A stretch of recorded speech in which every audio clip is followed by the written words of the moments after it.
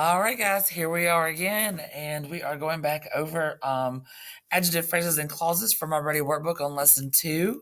So we are going to be on page 233. You are also going to need out your source book so you can add to the notes you took on adjective phrases yesterday or the day before. So your source book entry is going to look like this. So in your source book, you're going to need to write sentence structure, adjective clauses. Now, you can either start a new entry or you may just add to the one from yesterday. So, an adjective clause contains both a subject and a predicate, which is a fancy word once again for verb. Remember, a clause is almost like a complete sentence. It's very similar to a complete sentence. You can have dependent clauses and independent clauses. Dependent clauses mean they cannot stand alone. Independent clauses mean that they do not need any help. So back to an actual adjective clause now. An adjective clause, whether it is independent or dependent, it's normally dependent, says which one, what kind, or how many. Usually, not always, but usually begins with a relative pronoun. And just in case you don't know what a relative pronoun is, these are my examples of a relative pronoun. Who, whose, whom, which, or that. The relative pronoun often serves as the subject of the clause, because remember, a subject has to be a noun or a pronoun. And all of those words that I just listed above are relative pronouns. They can be a subject of a sentence, or the subject of a clause. In our example that we've got down here, it says, he has a job that takes him all over the world. Well, your relative pronoun, let's see, I think I can get to a different slide. There we go.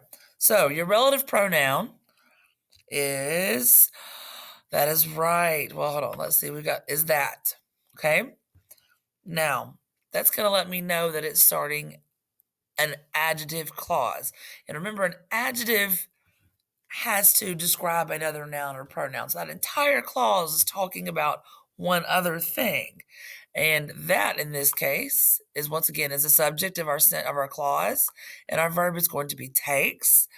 Now, and can it stand alone? That takes him all over the world. No, it is a dependent clause. He has a job is an independent clause. So this complex sentence, but that is describing, you got it, job. Okay. That takes him all over the world. That entire clause is describing one word, the job. Now we're going to practice some, so don't freak out. So let's look at our guided practice on page 233 in your Ready Workbook, okay? So what we're going to be doing is we're going to identify the underlying group of words as an adjective phrase or an adjective clause. So keep that in mind. We're identifying them as either a phrase or a clause by writing the word phrase or clause on the line. Then we're going to draw an arrow from the phrase or clause to the noun it modifies. Yay. Okay. Now down here in my hand it says a clause can include several phrases within it.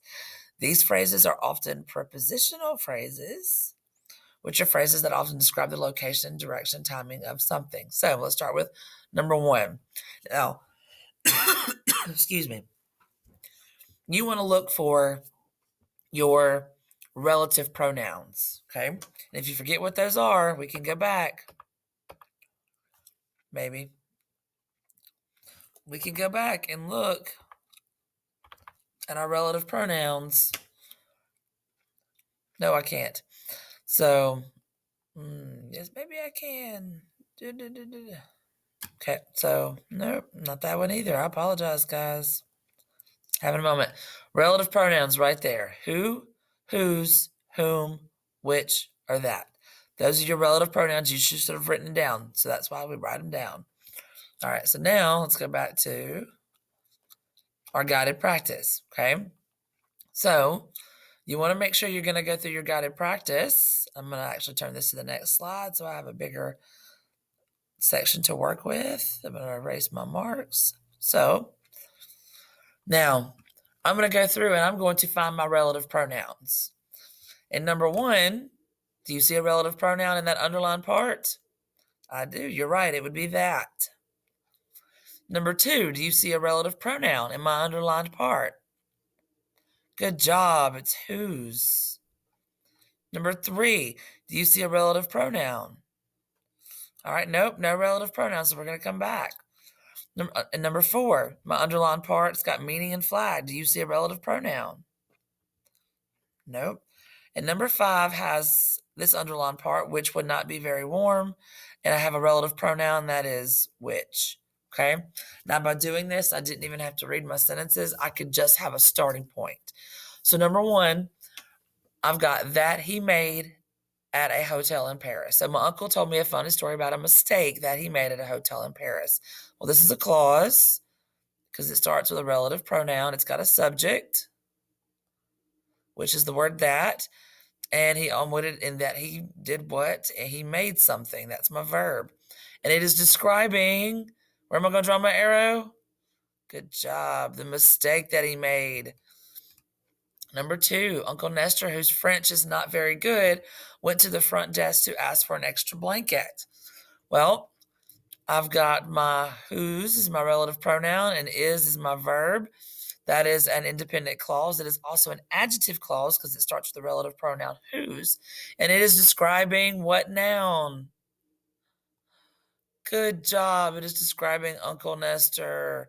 And we're going to go ahead and write clause in the blank.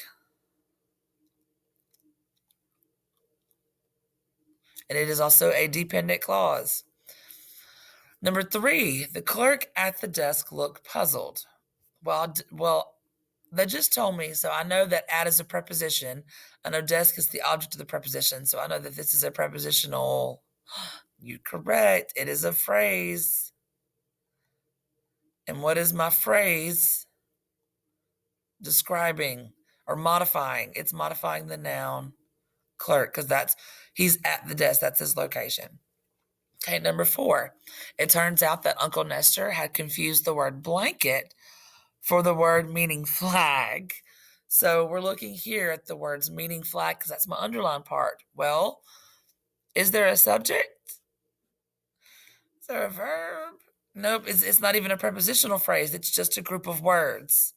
So it's a group of words. It's an adjective phrase describing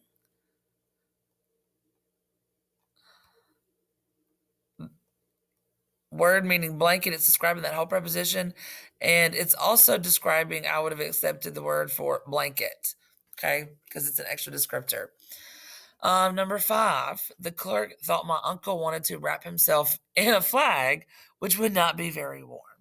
So I have which would not be very warm underlined, and I've already said that, so which would be my subject, and that would be my verb. So that's my dependent clause, and which, this adjective clause, is describing. So what's not going to be very warm? Well, the flag is not going to be very warm. Okay, so, and I got to write clause over here in the blank, and that is your workbook page. All right, guys. We're going to come around and stamp these and make sure you got done. And I hope if you have any questions, please make sure you email me or let me know. Tomorrow we will be working on some more practice with adjective phrases and clauses before we move on to adverb phrases and clauses. Bye.